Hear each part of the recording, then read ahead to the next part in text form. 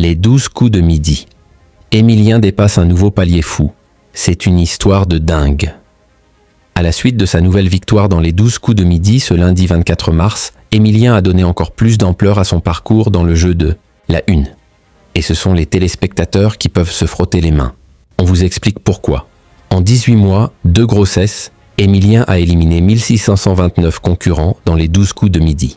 Après 543 participations à la date du 24 mars 2025, le jeune homme est déjà, et de loin, le plus grand champion du jeu quotidien de la une.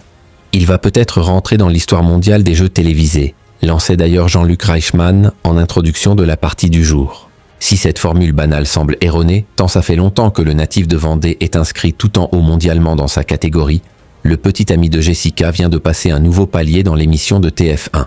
Il va peut-être faire grimper la cagnotte commune. Jean-Luc Reichmann hallucine face au montant gagné par Emilien dans les 12 coups de midi en présence d'Yvonne, sa grand-mère qui tient les comptes, l'étudiant en histoire qui s'imagine encore embrassé. Une carrière professorale devait faire basculer la cagnotte commune dans une autre dimension ce lundi. Il va peut-être faire grimper la cagnotte commune à plus de 3 millions d'euros, a indiqué le présentateur vedette de la une. Avant que la compétition du jour ne débute, cette dernière s'élevait à 2 999,900 €.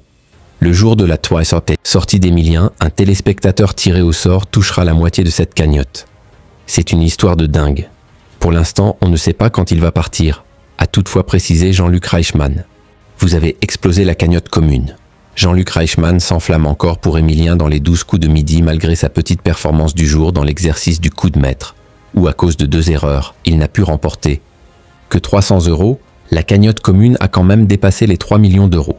Vous avez explosé la cagnotte commune. C'est alors enthousiasmé l'interprète de Léo Mattei, le personnage principal de la fiction du même nom, prochainement de retour sur TF1. Ce montant de 3 200 €, la valeur de la cagnotte commune, signifie surtout que le garçon de 22 ans compte 1500 € de gains si l'on ne compte pas les étoiles mystérieuses portant son portefeuille des 12 coups de midi à 337 €. Jean-Luc Reichmann a donc raison sur ce point. C'est une histoire de dingue.